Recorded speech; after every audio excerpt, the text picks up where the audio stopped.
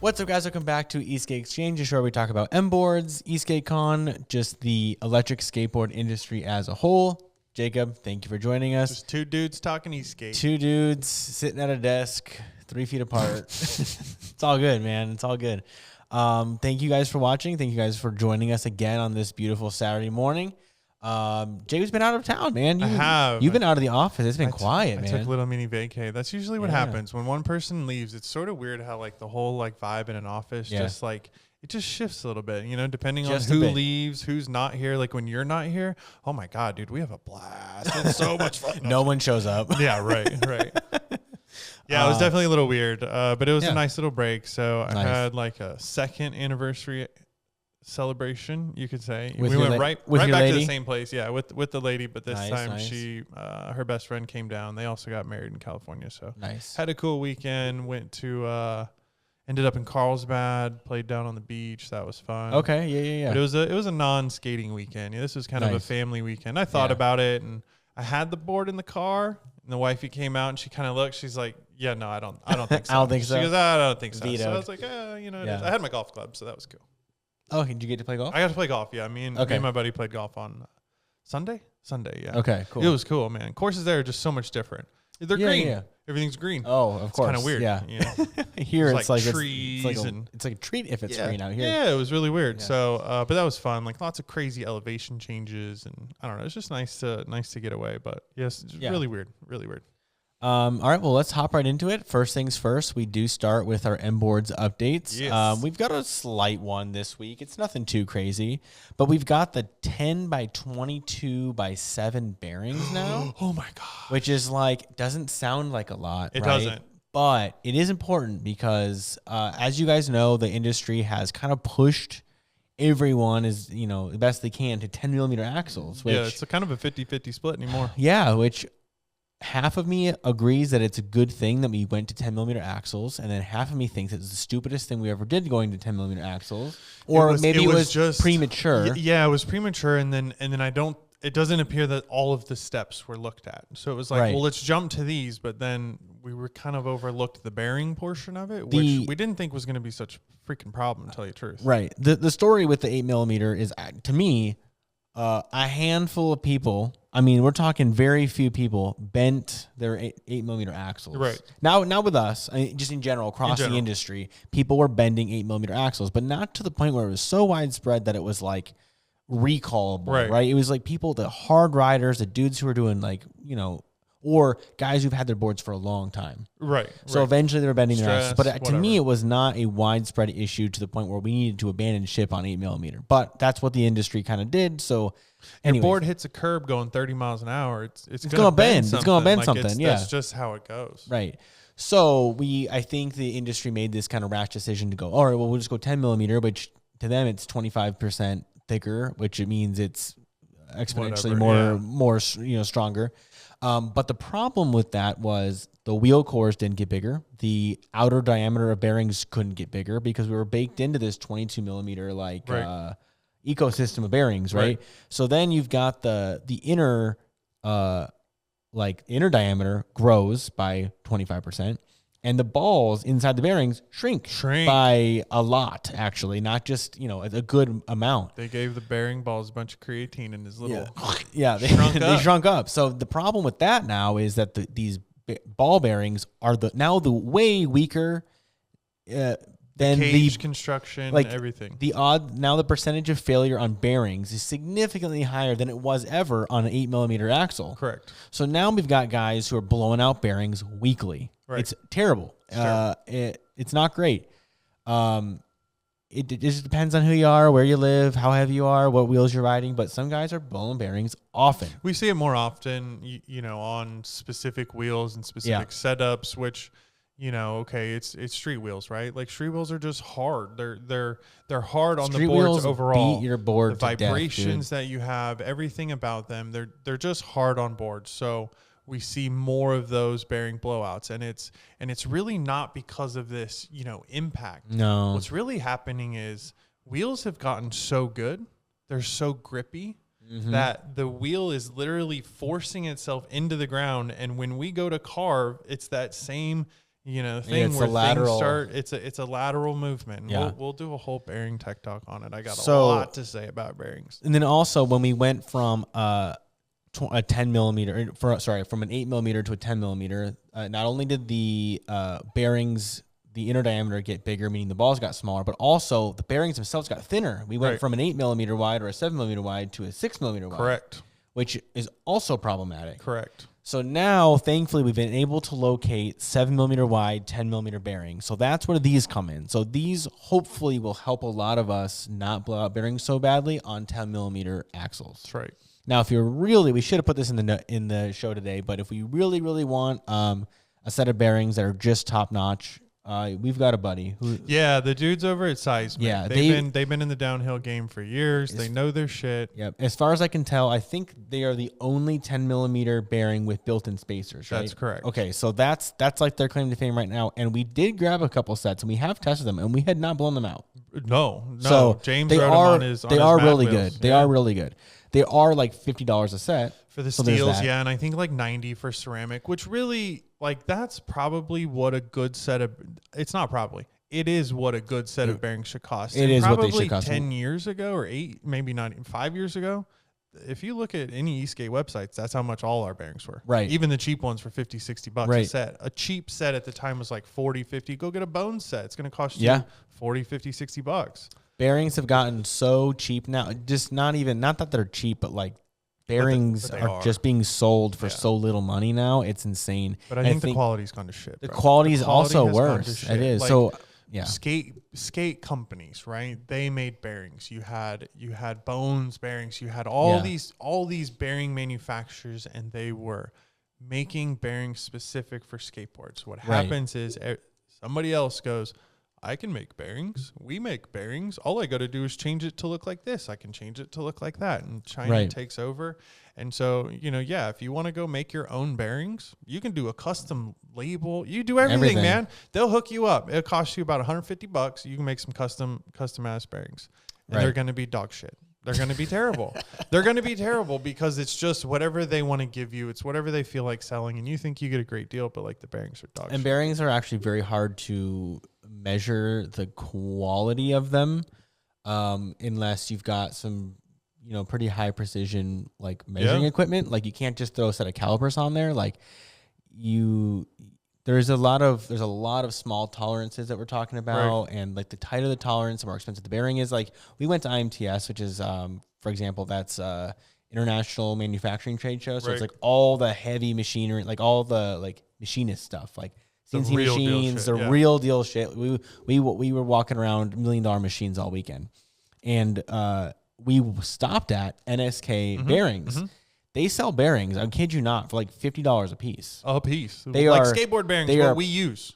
Right. It's the same size shit, but it's $50. It is $50 a bearing, but they are the tolerances are absolutely amazing. Yep. Now, whether they'll work well in our scenario, I don't know. I'm not gonna say that, but there's a time and place for good bearings. So, anyways, hopefully this 7 millimeter width increases the size of the balls a little bit. Yeah.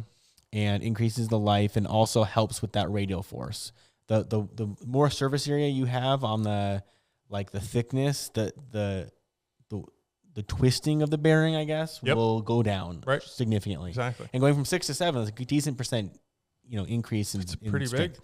So that's we're doing what we can. Yeah, we're doing what we can. At this point, it's a step that needs to be anybody who is consistently upset with bearings, I would just say go buy those $50 bearings. Go buy the $90 set of bearings from Seismic. They are really good, and you'll be happy with them. They'll last you a but really most long of our time. riders, they don't there's only a handful of guys who are really good. I'm going to say it, good riders. Most of us are just casual commuters. They like to ride on the weekends, whatever. We make a set of bearings last forever. So I'm not really talking to you guys. I'm talking to the guys who are hitting 40 miles an hour and killing it and trying to race and all that stuff. That's where these bearings hopefully will help you out. We are going to switch our boards over to the 7 millimeter wide bearings across the board anyways, just to help out any new riders. The 6 millimeter ones do die prematurely. Absolutely. It is just a geometry thing though. Unfortunately, at this point, it is something that we should have, as an entire community, resisted the change a little bit more, I think, until the bearing situation got handled. But it is what it is. Yeah, we had that opportunity too to work with seismic, and it's still sort of on the table. I think it's just it's one of those like, are we premature? Like, is the scene ready? Right. Like, so I think we might just test out. It's a tough pill to swallow. Getting some of their bearings in stock and see if you guys like them. It's a tough pill to swallow for a lot of guys who have already spent so much on a board, and then they go, "Oh, I got to buy $90 set of bearings too." And then what if those? Like, then there's still no guarantee that they last forever, right? Yeah. So you can still blow bearings. So it's a tough sell for sure. Okay, so moving on to another update: Endurance 2.0s and 2.0 pluses. We sold through them, man. We sold through our November batch we had like really quick. So we are now shipping in December. We've got more glossy only coming. Yep. So I think glossy was by far our they bought those first. Yep. So this round we're just doing glossy and smaller batch again. So we'll see how that batch goes. But they are there. You can buy them now. Buy a board now if you wanted to. It does ship in December. It should ship before Christmas, but definitely it should ship before the first of the year. Yeah. So yeah, that's kind of that update. I think we're gonna stick with the small batch thing too, right? I think for the endurance in general, like, we understand it's a big board, it's a big buy, it's big purchase, and so that also means for us it's a big risk to kind of do the buy 500 deck things. Like, you guys know us, right? That's not our game. So I think we're going to keep it, pretty low key with the endurance. They'll be available. Your shipping time may change depending on when you buy, but right now we're ramping up for the Black Friday stuff. Yeah, so that's what we're really ramping up for. I guess that's another update within an update is Black Friday. We got 4 days. So Friday at like midnight. So like, right as Friday begins after Thanksgiving, all the way California, you're lucky, right? You get 9 p.m. Yeah. And then all the way till 11:59 p.m. Hawaii gets then at like 6? Yeah. Then Cyber Monday all the way till like 11:59 p.m. that night. Right. So that's what our sale is, and I'm so excited for the sale to be over, so that way we can stop being so freaking slow around here. It's so annoying. I get it though. Like, everyone needs to save a couple bucks, especially right now. I get it, but we're all like, okay, well, all our projects are due. Why don't we get Black Friday sales from our OEMs? That's a bunch of bullshit. That's what I'm talking about. That's why bullshit. That's why Black Friday pisses me off. And actually, most of the time, they're so busy because of the holidays. Yeah, it costs us more money. So it costs us more money to make less, and it's just amazing like how this all deal works out. And see, that's why for me, like, Black Friday traditionally was sell your old shit, right? Like, you sell your remaining. You sell what kind of didn't sell throughout the year. Maybe you're transitioning to something new. That's when that's a sale, right? Not just like, your door's open to fucking come on in, take whatever you want. Like, I don't know. I feel like we're kind of robbing some of these guys. Yeah. It's wild. It's wild. But anyway, so yeah, keep an eye out for that. We'll send out an email. Hopefully I don't accidentally send the email out early this year. If anyone knows that story, that's fun. Milo he was like the quickest hire and fire ever. Who, Milo? Yeah. For sending that email. Yeah. He was hired for like 10 minutes. Sent the email and immediately got fired. Yeah. Here's a good topic though that you brought up. This is a Jacob topic. Yeah. So we're talking about shipping your board. So what's interesting about being a board company is we get the opportunity to service boards. Yeah. So not necessarily ours, but we do get our own warranties back. We get a couple different companies' boards here that we do service for them and send them back out. And every week we are just dumbfounded by the way that these boards show up. Right.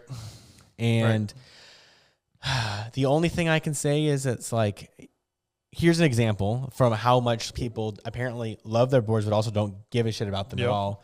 We had a battery get returned in a envelope at one point. An envelope. Yep. So there's the level of care that people apparently show towards their things. So it's kind of crazy. So, but that also applies to boards. So like the biggest one that I see, so we're just going to talk about like how to ship your board a little bit better, whether it's for warranty, whether you're going on vacation. Stuff, right? The best thing you can do is buy a Pelican case online, a big long rifle case. Pad it up, and then you can ship it to yourself, ship it in for service, and then it'll also ship back in that. That's the best. They're not cheap. They're a couple $100 for the case, but if you're going on vacation a lot or plan on sending your board place, I don't know, then it's worth it. I mean, if you have a fleet of boards, the reality is one of them at some point, may have an issue. Like if that's your kind of go-to, like Spending $200 on a killer case that you can ship and pack and do whatever you want with, way worth it. Oh yeah, totally. So, but the biggest thing I see is when we get boards in, for some reason, like I don't know if they think they're saving money, like shedding weight, but they take their wheels off. Yeah.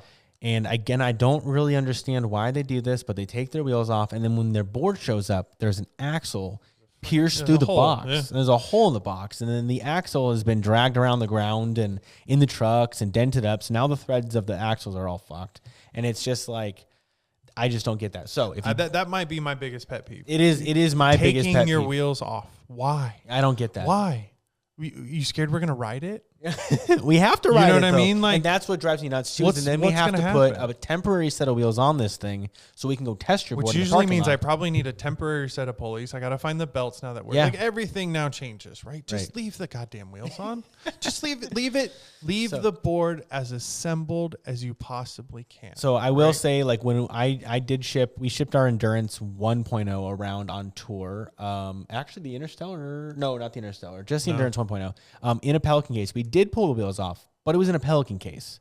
And it's because each dude was going to use different wheels. They had their own wheels. Yeah. So my point is, if you can help it, not if you can, you need to leave your wheels on. Just leave them on. Seriously, you got to leave your wheels on. So that's a big one. Because if your axle gets messed up, like in shipping, and your board's in for warranty for some other unrelated issue, that's not going to get covered. And I can assure you're not saving any money by making the box 2 inches narrower or the 1.5 or 2 pounds of your wheels. No, you're gonna save $1 or $2. It's not worth the headache. Anything. No, it's not. So anyway, so definitely do that. And then here, Jacob sent me a good picture of what an Interstellar kind of ships Endurance. An Endurance. Sorry, my bad. So okay. Explaining our box. This is a lot here. There's a lot going on. Most of you guys probably are getting boards from companies that have these beautiful foam, cutouts and all this madness. If you're lucky to have one of those, here's rule number 2: never throw away your box. Don't throw away your box. Ever throw away your box. Don't throw away the box. Just keep the damn box. You're gonna need that at some point. Just stick it in your garage, in your attic, in your basement, somewhere. And the reality is, it only needs to make probably one more trip. If it goes back for service, 9 times out of 10, the companies are giving you a new box because they're not going to say, "Well, I'm just going to ship it back in this piece of crap." You guys hear that beeping? We got busy forklift guys behind us today. For real. We're running some pallets. So our box is more closer to what you guys may ship in with your DIYs, with your services. These are the types of boxes that we see like weekly. Yeah. They have a lot of different stuff going on, right? So we have some 1-inch foam pads that we hold kind of as a brace for the board, right? So that keeps the board positioned. That's taking the place of the overall kind of foam cutouts. And then we use paper, right? The paper acts as a void filler. Under the board, you've got the remote. More or less prevents if this box ends up on a truck, because it will, and another box ends up on top of it, it's not sitting on top of empty air. Because it'll just punch holes in your box or dent your box or whatever else. So the paper really is mostly there just to give the box extra support. It's not really doing anything for the board itself. Right. That's where the foam is there. But that's something I think is definitely being missed in a lot of the shipping. We'll get boards that are like, they're fully wrapped in bubble wrap, which sucks to get the board out, right? Because it's usually wrapped up 12 different directions and all kinds of madness. Then I got to take a razor blade to your board, which really sucks. And then what happens is it's all wrapped in bubble wrap and it's just thrown in a box randomly, right? Yeah. Like, and so that means it's shifting, it's bouncing, right? So when you box your board up, give it a good shake test. Stand it up, because that's how they ship your boards. They don't ship them flat. They stand them up and keep that in mind. They walk them. They walk them, right? Yep. So shake it sideways, give it a little bump, flip the box over, do it again. See what happens. You may get some movement. You shouldn't really hear much. If it's done right, you shouldn't hear much. If you're shifting, then that clearly means you have a void in there, right? There's empty space. Whatever foam you're using, whatever packing material you're using isn't enough. It's not enough. And another thing to avoid are the air bubbles. The big air packs. Yeah, those don't work. These boards, they are way too heavy. They smash them. They explode them. They make them I'm not a fan of packing peanuts either. No, packing peanuts are worthless. Those are no good. Paper and foam. Yeah, foam is really number one. Bubble wrap doesn't really do a whole lot, unfortunately. And if you can do a lot of it, problem is you guys are going out to the store and like you have to buy so much bubble wrap, y'all. Yeah, like that is crazy. A ton of, and the big so bubble stuff also does not work. So, some other things, accessories. Oh, here's a good one. Yeah, we talked about this earlier. Auxiliary batteries for your LED lights. Guys, I'm not fixing those, so don't send me those. Take that stuff off, because what happens is it falls off in the box, or what we see a lot are bent shred lights. If I had $1 for every time I got a board back and there was a bent shred light mount on it, I'd be I got a bucket of bent shred light mounts, and I mean, you guys are lucky that I've also got a bucket of new shred light mounts, and I replace them every time, and I say, hey man, don't do that again. And I throw the mounts under the board, to let you install them yourself. But things like that, I don't need your lights.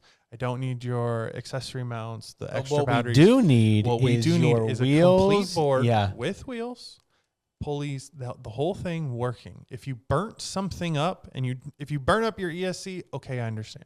That's fine. You probably don't have to send that to me. But I need everything else. I also need your remote, and I need the charger. Why do we need those? Because they're yours, and I need to make sure it works on your shit before I send it back. Right. Because if one of those are the issues, and we don't have it here, we can't accurately diagnose. There's been tons of cases where it's a bad remote, and their board is acting funky. We assume it's an ESC. Correct. We get it here. It's going okay. It's fine. Or we go, you know what? Just replace the ESC anyways. And then they get it back, and guess what? Exact same problem. Same problems. And then you ask the question, hey man, just be upfront with me. Have you had any crashes? Did you drop your remote? Well, there was this time the remote fell off the roof of my car, and like my dog picked it up, and all of a sudden there just becomes this story, and it's like you don't think about it at the time, right. But over like something wiggled, something broke. That's usually what happens. So 9 times out of 10, when you run into those issues, like I need to be able to fix it. And if I fix it with the parts that I have in my shop and I send it back without those parts, it's kind of useless. So so hopefully that helps you guys shipping your hopefully. Boards. All right. Well, let's moving on. We've got our Tech Talk. Tech Talk this week is all about gear ratio. So take a little drink. Gear ratio. So you know what's so funny for like the first 2 years of Jacob working here, I had to go, anytime we were talking gear ratio, I was like, Jacob, come here and help me understand this really quick. I don't know what I'm talking about. So gear ratio is one of those things where like people don't really think about it until like they're trying to do something and their board's not acting properly. Right. Then they all of a sudden have to learn about it. Yeah. So I got really fixed on gear ratio with my very first board. Okay. So it was Evolve GTX. Yeah, it was Evolve GTX running on all trains. And 22 miles an hour, right? 22 miles an hour is all you get. And I'm a big dude. So my 22 wouldn't really do 22. I'd be doing like 20, 21.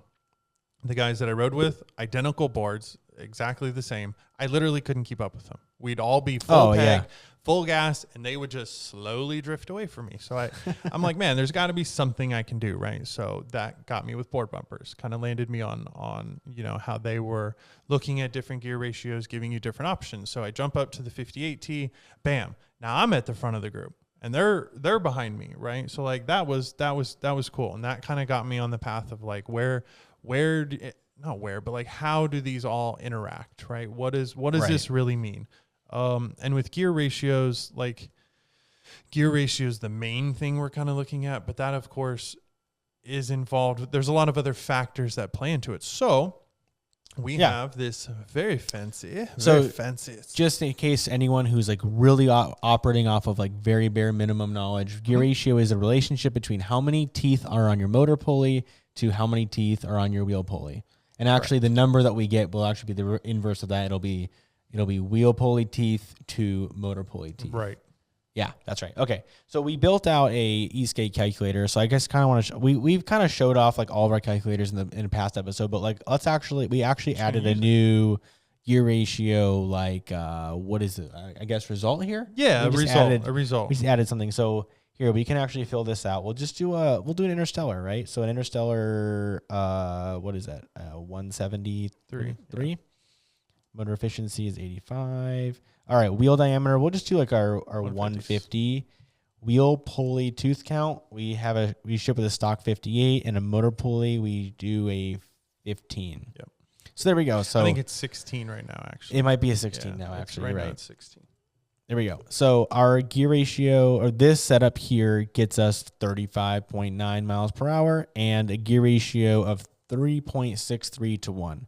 So you had something about. Yeah, so we're not going to really look at the estimated top speed here. We're really going to look at the gear ratio. So with gear ratios, there's is there a holy grail, right? Is there a number that really works where we can do it both ways? The problem is when you get from your street wheels to your all-terrain wheels, we have these big jumps, right? The gear ratios change quite a bit. So in this particular instance, we're at a 3.63. I think if you run like a street wheel setup, right, we're closer to like a 2 to 1. Yeah, let's go 105, and then we ship with 36 T-pulleys, which is actually on the lower side. We probably want to go higher with these, but we really like the top speed that it gives us. So that's kind of where we're at. And these are reachers, so we're pushing 120 amps. So it doesn't really. Yeah, that's true. So gear ratio, we're at 2.25. So 225. Like that's pretty low, right? So as we see these numbers change, right, we see a lot of influence, and we see like your actual ride being impacted. So let's just say he leaves his wheel diameter at 105, right? Yep. So we're looking at a 40 mile an hour top speed. We don't have torque numbers here, but that's okay. So we have an estimated 40 mile an hour top speed.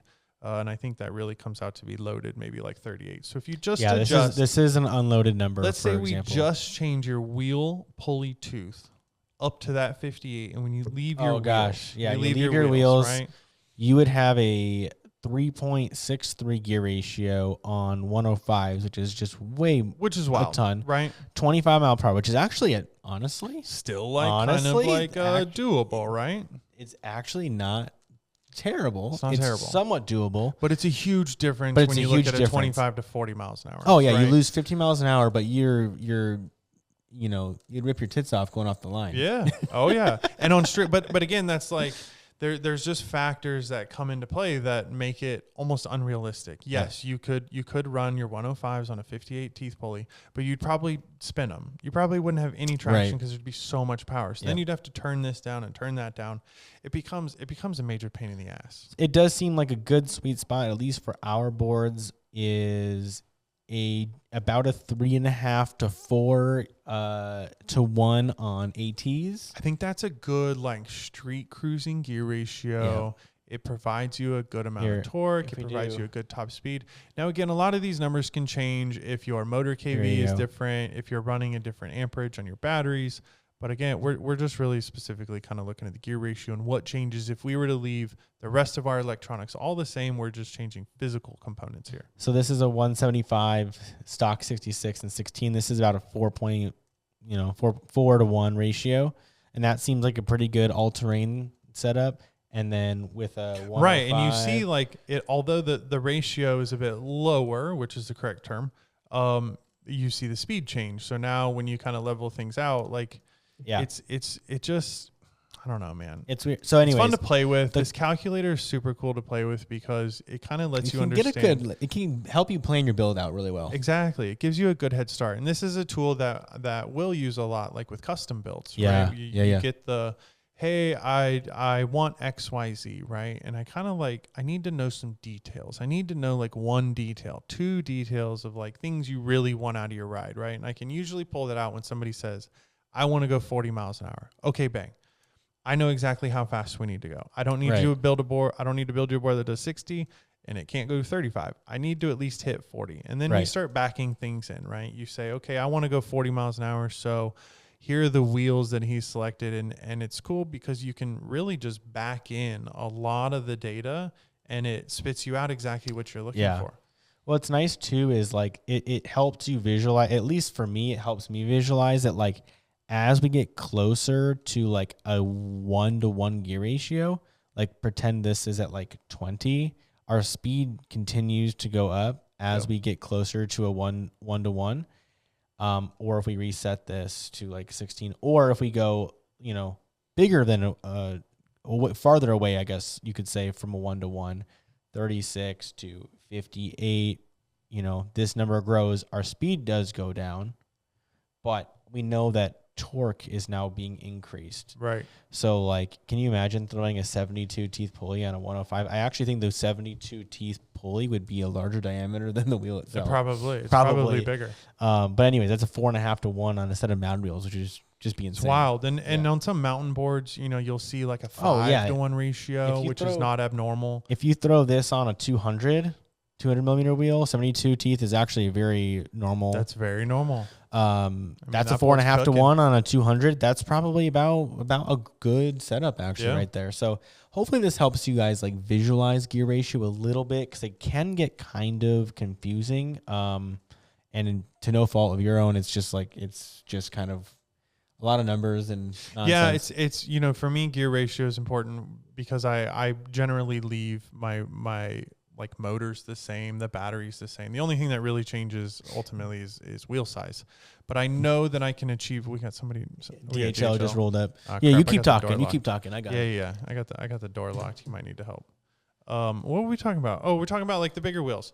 So when you get the guys that run like the mountain boards, like a 5 to 1 ratio, they're also running a 200 mil tire. So you need to make sure that you look at like the factors that you're going to stick with.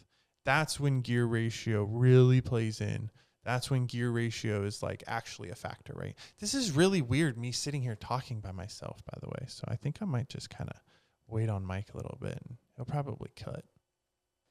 All right, my bad, guys. It is still a functioning business here, so we can't be missing deliveries because we're sitting here freaking chatting DHL on the podcast about DHL, gear ratio. Man, they show up whenever they feel like okay, DHLs drive me nuts because for some reason I'm pretty certain that our address in their system is marked as residential. So DHL will show up at like 8 p.m., like 3 days in a row. Yep. And it drives me nuts because we've like had major delays on components getting here because they keep showing up at like 8 o'clock. Freaking DHL. Drives me absolutely bonkers. But, I think we're good on gear ratios, bro. Yeah. No, I think we're good. I was talking to myself there for a little bit. It's all good. Today, here we go. This is our first question of the week. We don't have a song for it, unfortunately, but we should. But here we go. We've got Brennan, which is first of all, if you don't know Brennan, he's very cool. He comes to Esk8. I think he's been every year, and him and his girlfriend win so much shit at the raffles. Dude, yep. I don't know what they do. They have like special tickets or something, but they clean house every year. Weighted tickets, maybe. Insane. Okay, so question of the week. During Esk8 2024, there was a group of people with cameras all over the event doing race interviews and filming the racing action. They claim to be making a documentary about Esk8. My question is, do you know if that video documentary made it to a final production, and if so, can you share the link so we could watch it? So it has not been made into a final video as far as I know yet. I think they're referencing Neva Ryden's film that he started making. I don't know the status of that, though. Yeah, I haven't heard from him in a few months. I'll have to follow up with him, and maybe we should have done that before the podcast today. I do think he responded on this particular video, though. So on the comment. We know you're watching, Kyle. Yeah. So I definitely hope to see something out of it because it would be nice to kind of drum up some more interest for 2025's event. Which leads us to 2025's event, which is we have the dates. We have the dates. What you guys have been waiting for. You didn't even know you were going to get these. And it's been the dates that we've been saying that it was probably going to be this whole time, but we just couldn't confirm. But anyways, it is the last weekend of March. So that would be March 8th through the 30th. That's right. So 27 through 31 for me. Yeah, probably. Well, all of March. All of March for me. Just March and the first week of April. But anyways, so yeah, March 20th through 30th is Esk8 2025. This is number 4, which is insane. Event number 4. Yeah. Event number 1 was at that go-kart track, which is just insane to think that is it's not even open anymore. No, that go-kart track is their land lease or something got all weird and typical Vegas, man. Things come and go here. Dude, it's pretty wild. Like there are hotels, giant hotels, they're just empty. Like they're casinos, they're just empty. Yeah. Another event though that's kind of interesting is AVS was going to be November 30th. No, let's call it. It was called Race and Ride, I think. At AVS, right? Yes, Race and Ride at AVS was. Do you remember the date on that? It's the same date. Oh, it was. So it was supposed to be November 30th. Then it got canceled due to what they say was, what Stooge says is lack of interest. Apparently. now it's being like revived by a company or I guess nonprofit. Yeah, I guess call it more of an organization.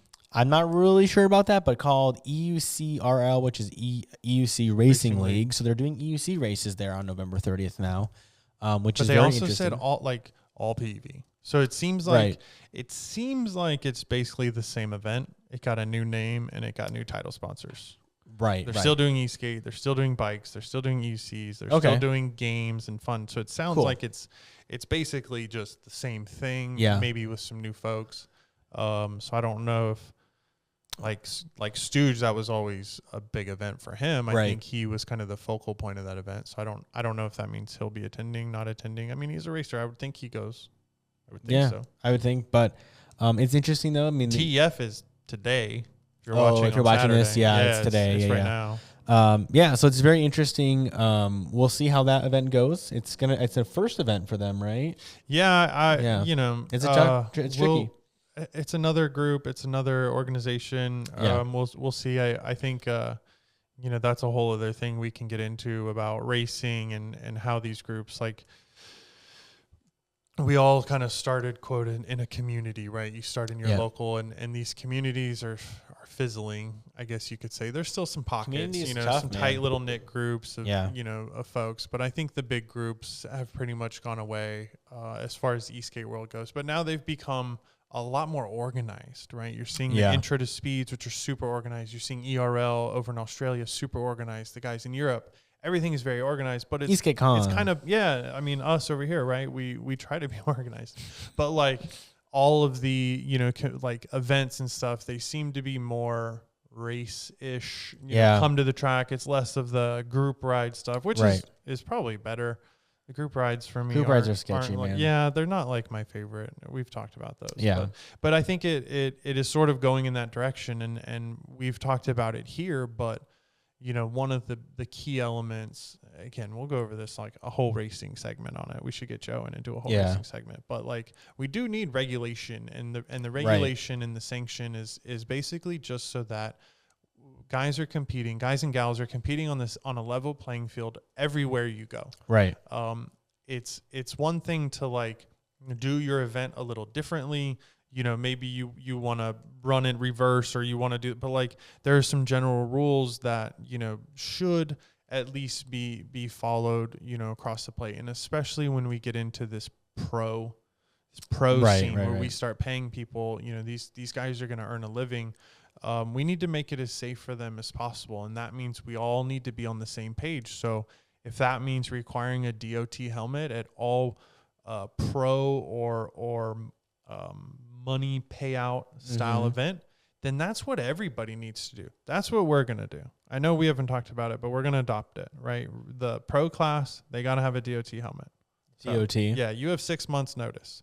Go get you a helmet. You can get one for like $150. It's DOT approved. You get a really, really good helmet. Get a full face. Then you can race in the pro class. If you're below pro class, we don't require it. Yeah, I think that's fair. Yeah, totally. But those are some of the things like we need to adopt. Leathers. I'd love to see guys in full on leathers, guys and gals in full on leathers, especially in the pro class. These guys are going so fast. And the benefit of the leathers is not so you can get back up and go again. Right?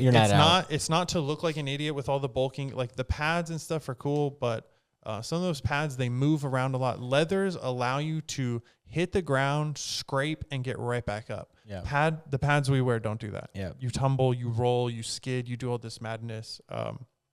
Saw guys at San Francisco go down a couple times in full suits, pop right back up. Dude, right back up. It's wild, actually. It's cool, man. Yeah. It's super cool.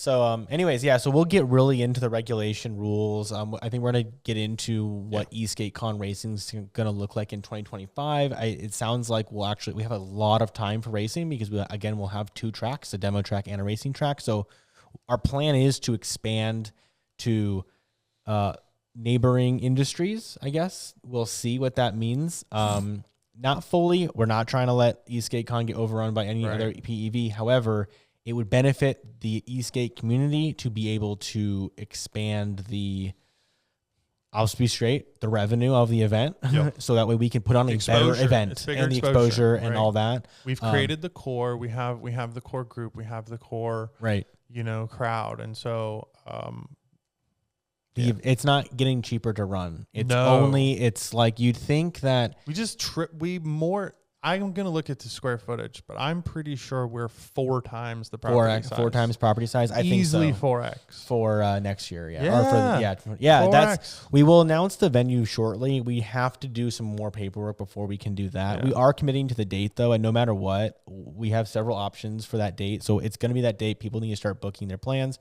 It'll be in Las Vegas. So if you're trying to get a flight together, LAX, I guess, or no, LAS. Yeah, LAS. Don't go to LAX. Sorry, then drive. I guess. Hitch a ride. A lot of you will connect through there. Actually, there's Tesla charges. You could skate. It'd be cool to see somebody's. Oh man! All right, here's a challenge. You want to skate from LA to Vegas for Esk8? You get free tickets. There you go. Oh God, we have so many little games and things for free tickets. They're everywhere. Jacob promised free tickets. I just keep just like we're just throwing out tickets everywhere. You get a free ticket. You get a free ticket. But I am excited about Esk8 though. Like it's a huge piece of property. The asphalt is beautiful. Beautiful, actually. I think finally we might actually get like people not complaining about the asphalt. Right? We'll see. We'll finally see. I think year 2 was our best shot at it. Year 3 wasn't. Wasn't so good. Year one was good until Sunday, but Sunday sucked. Yeah. This will be cool, and I think this is a long-term place for us. So I think it could potentially be the permanent place for Esk8 because it is so big. There's no fucking way we fill it up ever. We say that challenge, but let's see. Challenge. It's a huge piece of property that we're only using even half. I was gonna say we're 4x the original lot, and we're only using maybe a third of the usable. So space. like they will give us 12x the amount of space we use from 2024. It's insane. It's just so much space. There's not 12x in Esk8, guys. There's no. There's just there. I mean, we're talking 4 tracks and 200 vendors and there's just no way 10,000 people on Esk8. No, it ain't gonna happen. I don't know 10,000. No. I don't have 10,000 followers. No, so I don't know 10,000 people. If everybody who followed Esk8's Instagram actually showed up, it would be a very awesome event. Still only. Well, I mean, that'd be like $6,000. I thought it was like 6,000. Is it really that many people? Dude. Our Esk8 account trumps all of our other accounts. Why don't we both don't need? Let me see here. If my phone doesn't die before then. My phone's it's on life support right now, guys. It's pretty bad. We have 3,100 I don't know followers. why I thought it was 6. 3148 at the time of filming this. That's cool. But yeah, 3,000 people showed up. That'd be pretty awesome. That'd be cool, man, if all y'all showed up. So anyways, I think that does it for this week. That's all I got, man. We got gear ratio. We got shipping your board. We got Esk8 dates. So question of the week, fill that out in the comments down below and we'll answer. If we didn't answer your question, we'll probably roll through and just answer via comments. We pick one from every week. So if your question didn't get answered last week, you got to leave a new one this week. You may get lucky to get my personal account to comment, because I don't use the MBoards one all the time. So, anyways, thank you guys for watching. And Jacob, thank you for sitting down. We're shooting later in the evening than usually. I think everyone has seen the sun go down behind us. Yeah, actually, it's getting dark. It's a little dark in here now. Sweater weather too, baby. Yeah, it is. It's getting chilly, man. All right, guys. Thank you guys for watching, and we'll see you next week. Have a good one. See you guys. Yeah.